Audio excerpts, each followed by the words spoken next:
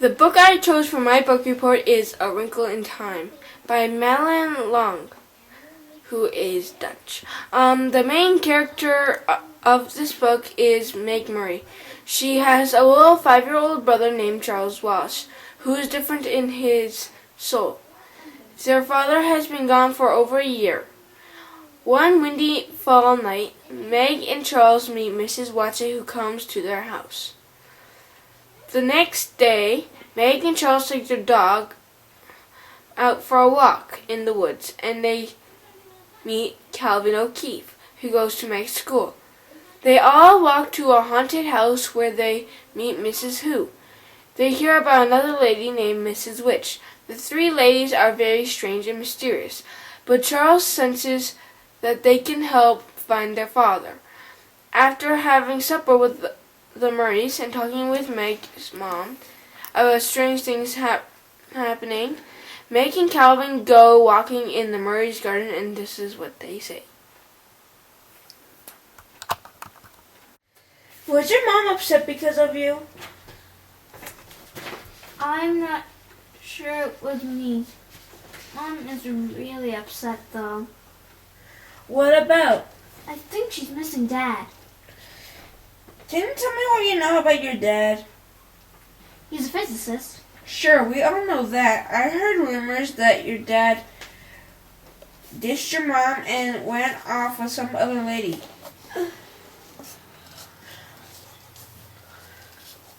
Calm down, Meg. I haven't said anything new, have I? No, let me go.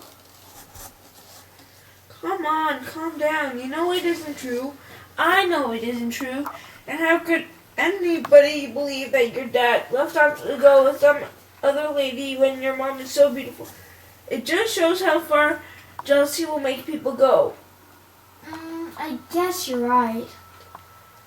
Look, Meg, I just want the answers to be clear. Your father's a physicist, right? Yes? He's a PhD. Very famous. Yeah. He usually works alone, but sometimes he works at the Institute for Higher Learning in Princeton, right? Yup. After that, he went to work for the government. Uh-huh. You take it from there. That's all I know about your dad. Me too. Maybe Mother knows more. I don't know what he did. Well, it was classified. You top secret, you mean? Yeah. And you don't even have any idea what it was about? No. Not really. Just an idea. Because he was in New Mexico for a while. We were with him there, and he was in Cape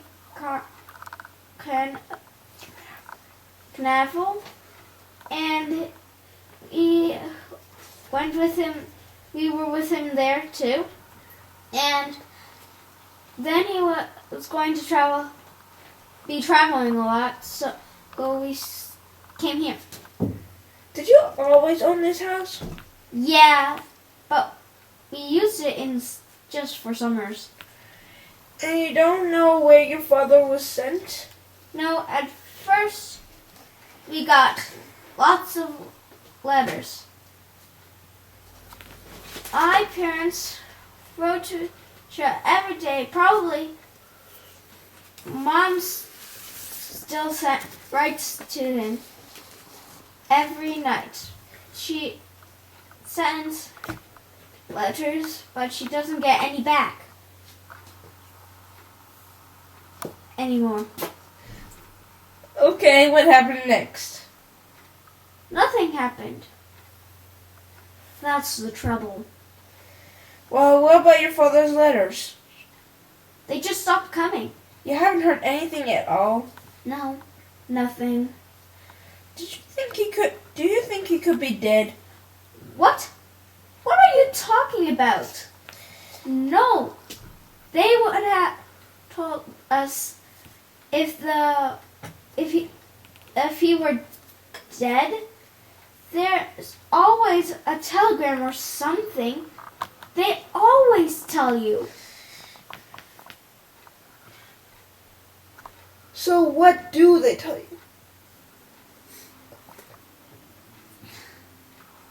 Oh, Calvin, Mom has tried everything to find out.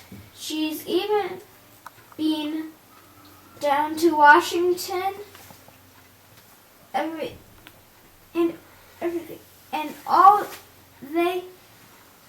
they'll say is that he is on a secret and dangerous mission, and she will be very proud of him, but he won't be able to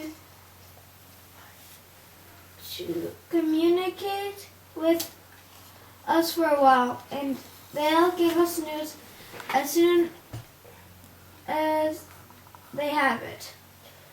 Meg, don't get mad, but do you think that they don't know? That's what I'm afraid of.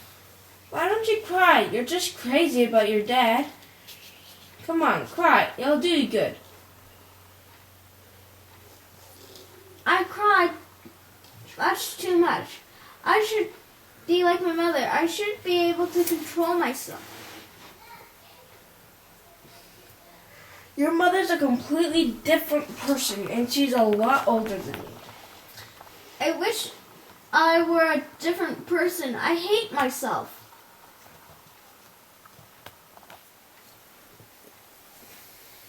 Here you go. I'm sorry. I'm terribly sorry. Now, you'll just hate me. Oh, Meg, you are a moron. Don't you know that you're the nicest thing that's happened to me in a long time?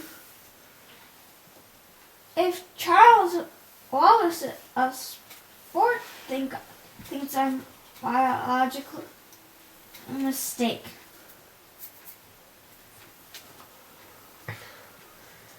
Do you know this is the first time that I've seen you without your glasses? I'm blind as a bat without them. I'm nearsighted like my father. Well, you know what? You have beautiful eyes. Okay, hold it, you two.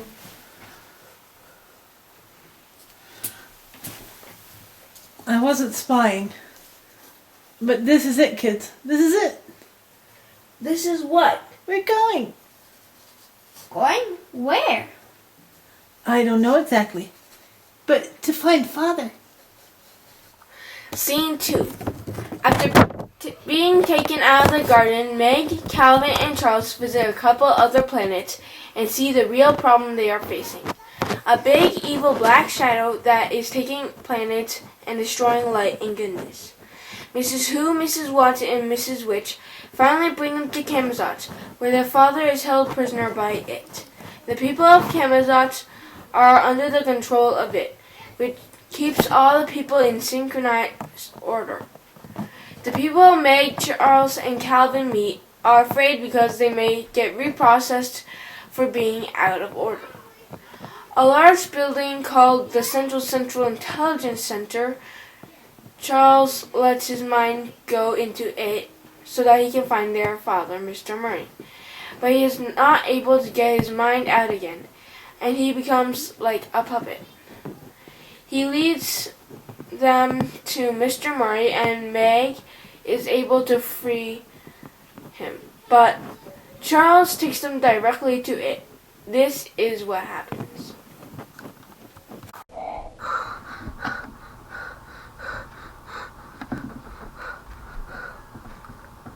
Wait, Charles is a zombie. Why isn't Dad doing anything? Everything is worse than ever. Dad can't save us or Charles. Things can't get any worse. That is it. That living brain. It wants to take control of you. Don't give in to it. Charles Wallace, he's completely gone. Completely in it. Oh, things can always be worse. Father? Calvin? Don't give in! I won't! Help Meg! This This beating is it taking over me. No, Miss Watson gave me my faults. What are my greatest faults? Anger, impatience, stubbornness. I must breathe against its rhythm. Ugh, it's squeezing me. I have to fight against it, like Charles, like Calvin. Georgie, Porgy, pudding and pie, kissed the girls and made them cry. No, too easy to fall into its rhythm.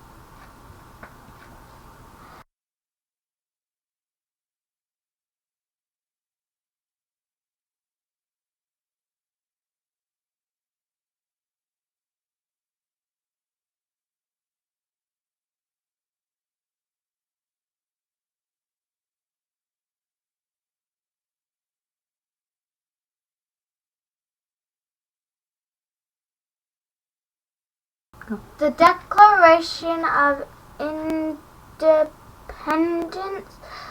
We hold these truths to be self-evident, that all men are created equal, that they are endowed by their Creator with certain unalienable rights, that among these are life, liberty, and the pursuit of happiness.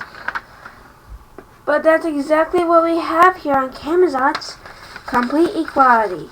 Everybody exactly alike. Wait a minute. Ugh. No! Like and equal are not the same thing at all. Good girl, Meg. In Camazotz, all are equal. In Camazotz, everybody is the same as everybody else. Like and equal are two entirely different things.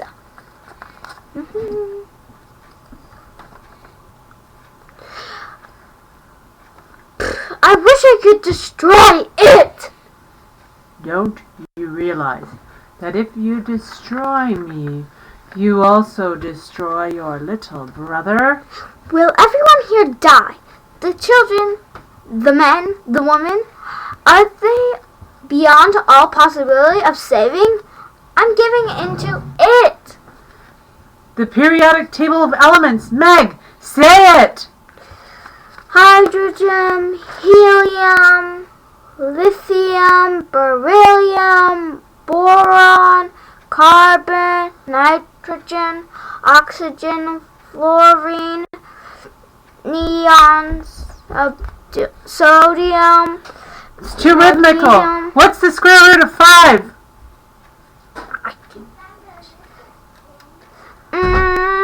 Rack your own brain, Meg. Don't let it rack them. The square root of I is 2.2636. Because 2.236 times 2.236 equals 5. What's the square root of 7? The square root of 7 is... Tesser, sir. Tesser. I got you. Charles Wallace! What about Charles Wallace? Scene 3. Mr. Murray testers them to another nearby planet. As they pass through the black thing around Camazotz, Meg is almost torn from her father and lost in the blackness. When they reach the other planet, Meg is cared for and brought back from the darkness by a creature she calls Aunt Beast. Mrs. Watson, Mrs. Who, and Mrs. Witch come, and they all meet to decide who will save Charles Wallace. Meg wants her father to save Charles, but she realizes she must save Charles because she is the one who is closest to him. To help her against it and to save Charles, Meg is given 3 gifts by Mrs. Watson, Mrs. Who, and Mrs. Witch. Mrs. Watson gave Meg her love. Mrs. Who gave Meg a verse from 1 Corinthians chapter 1, verses 25 to 28. Listen well, is what she told Meg. For the foolishness of God is wiser than human wisdom, and the weakness of God is stronger than human strength. Think of what you were before you and when you were called. Not many of you were wise, not many were influential, not many were of noble birth. But God chose the foolish things of the world to shame the wise. God chose the weak things of the world to shame the strong. God chose the lowly things of this world and the despised things and the things that are not to nullify the things that are. And Mrs. Witch gave for a clue and a gift. You have something that it has not. This something is your only weapon, but you must find it for yourself. Meg returns to Camelot and re-enters the place where it and Charles Wallace are. This is what happens.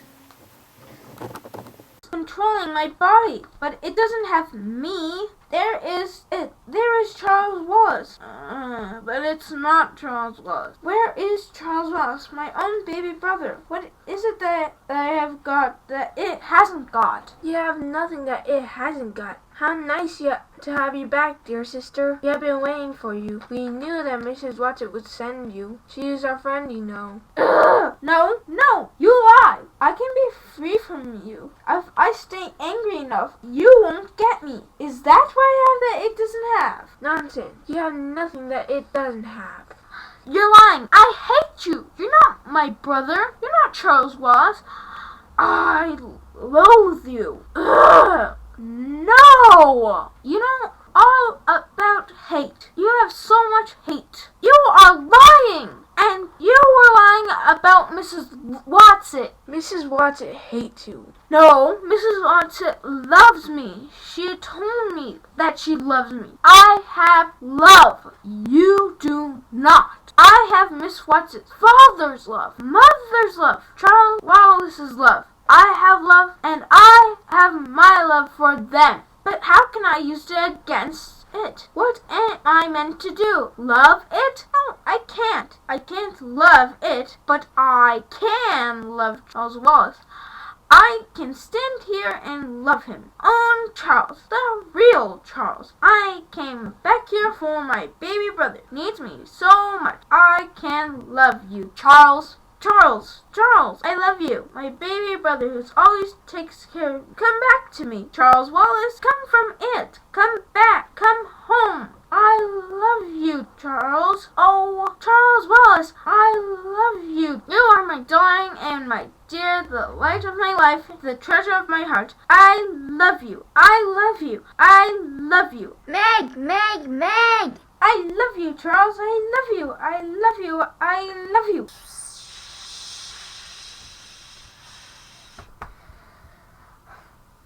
Meg! Oh, Meg! Meg, you save me! You save me! Meg! Meg! Father! Cal! Where are we? In the twins' vegetable garden. And we landed in the broccoli. Meg, you did it. You saved Charles. I'm very proud of you, my daughter. Meg's family is reunited, and Meg has found that she is loved, no matter what happens. Meg has also learned to rely on herself to get through the difficult situations in her life. The story continues with 4 more books in this series, with Meg, Calvin, and Charles Wallace and the Murray family battling the Big Black Shadow. Thanks for watching.